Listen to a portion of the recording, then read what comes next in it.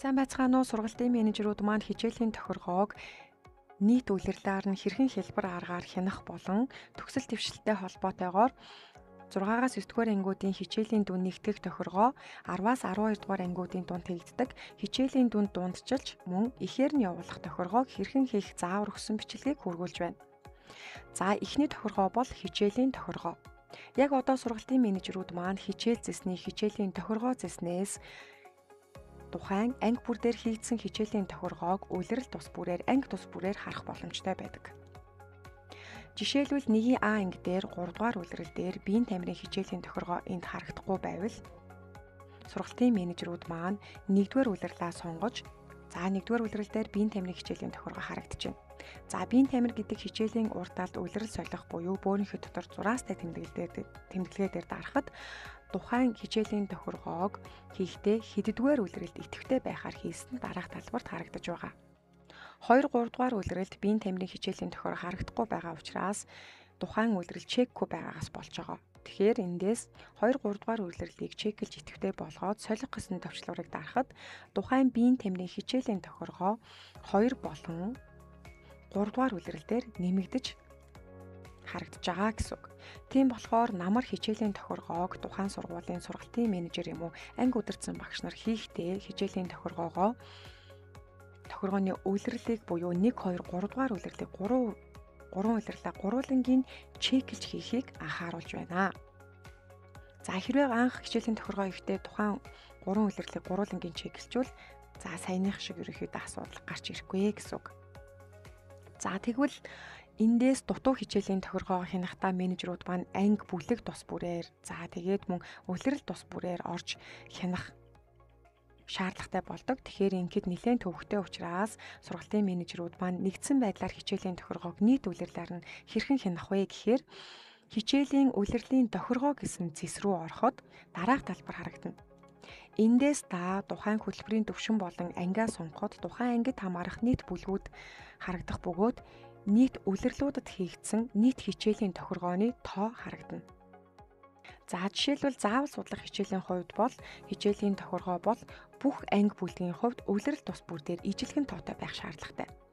За эндээс хянахад бол 6А анги дээр 1-р улиралд 19 тохиргоо, 2 3 дугаар улиралд бол бас өөр тохиргоотой ингээд зарим дээр нь бол тохиргоо дутуу харагдаж байна те. Тоо тэнцүү биш байна гэсэн үг. Тэгэхээр үүнийг ерөнхийдөө сургалтын менежер маань задлж харахтаа тухайн анги бүлгийн урд харагдаж байгаа энэ жижиг суман дээр дарахад тухайн анги бүлэг дээр хийсэн нийт хичээлийн тохиргоо нийт улирлуудад ингээд харагддаг. За энэчнээс жишээлбэл англи хэл гэсэн заавал судлахын хичээл дээр үүсгэсэн байна. За энэ багшийн маань хичээл нь 2 3 дугаар улирлт хичээлийн тохиргоо нь харагдахгүй байгаа даа. Дутуу байна гэсэн үг. Тэгэхээр тухайн дутуу байгаа улирлын тохироо амжилттай бүртгэлээ чеклэхэд дараах мэдээлэл өгөөд ингээд тухайн дутуу байгаа улирлаа тус бүрчлэн чеклэж хадгална. За ингэснээр тухайн ангид хийгдэх 1 2 3 дугаар улирлын хичээлийн тохиргооны тоо тэнцэж 19-оор харагдаж байгаа гэдгийг анзаарж байгаа бох. За хичээлийн тохиргоо харин давхарцсан буюу тухайн хичээл дээр үндсэнгээр мөн дидээр үүсгээд давхар үүсгэсэн тохиргоонууд байвал за хичээл багшийн нэр нь давхар харагдана. За тэгээ хэрвээ тохиргоогоо устгах байгаа бол тухайн тохиргооны урд харагдаж байгаа улаан X-дээр дарахад дараах мэдээлэл өгнө. За хичээлийн тохиргоо устгахтаа ихтэй байна уу? Устгасан тохиолдолд тохиргоотой холбоотой одоо бүх мэдээлэл устгахыг анхаарна уу? За төвчлөрийг дарахад батлагдсан хичээлийн хуваар байгаад бол устгах боломжгүй гэж байна. Тэгэхээр тухайн тохиргоон дээр хичээлийн хуваар байгаа бол тохиргоо устгахгүй. За хуваарийг устгахдаа багш нартаа бас аягүй сайн сануулж хэлэх хэрэгтэй менежерүүд маань тухайн энэ хуваар дээр бичсэн багшийн тэмдэглэл нь хуваарийг устгахад дагаад устдаг. Тэгэхээр эхлээд хичээлийн тохиргоо устгах байгаа бол хуваарийг устгах шаардлагатай болдог. Хуваарийг устгахад тухайн хуваар дээр бичсэн багшийн тэмдэглэл сэргэхгүйгээр устдаг гэдгийг анхааруулах нь зүйтэй байхаа. Тэгэхээр багш нараасаа нэлээд сайн тодруулаад яг зөв тохиргоогоо устгаарай гэж сануулъя. За эндээс нэгдсэн байдлаар ингээд хичээлийн тохиргоогоо нийт улирлаар нь дутуу болон давхарцсан илүү хийгдсэн тохиргоогоо ингээд тус бүрчлэн задлаад анги бүлгээрээ хөтөлбөрийн төвшнгөөр ингээд задлаад хараад хянах боломжтой байгаа.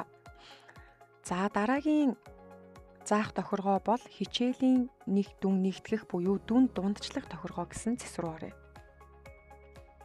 За энэ цэс рүү ороход хичээл нэгтгэх тохиргоо эсэсийн дүнд дундчилж ихээр явуулах гэсэн хоёр цэс харагдах бөгөөд эхний хичээл нэгтгэх тохиргоо бол зөвхөн суурь боловсрол буюу 6-аас 9-р ангиудад хийгддэг тохиргоо.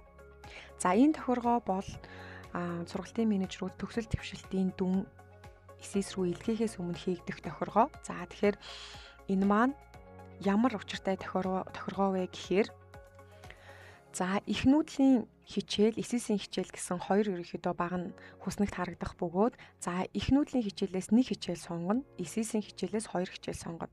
Жишээлбэл суурь боловсрол дээр эхнүүдэл дээр байгаа дүрслэх урлаг гэсэн хичээл нь эсэс рүү очихдоо дүн илгээхдээ дүрслэх урлаг дээрээ мөн зураг зүй дээрээ ч гэсэн энэ хичээлийн дүн гэж хоёр хичээл болж салж очих шаардлагатай болдог.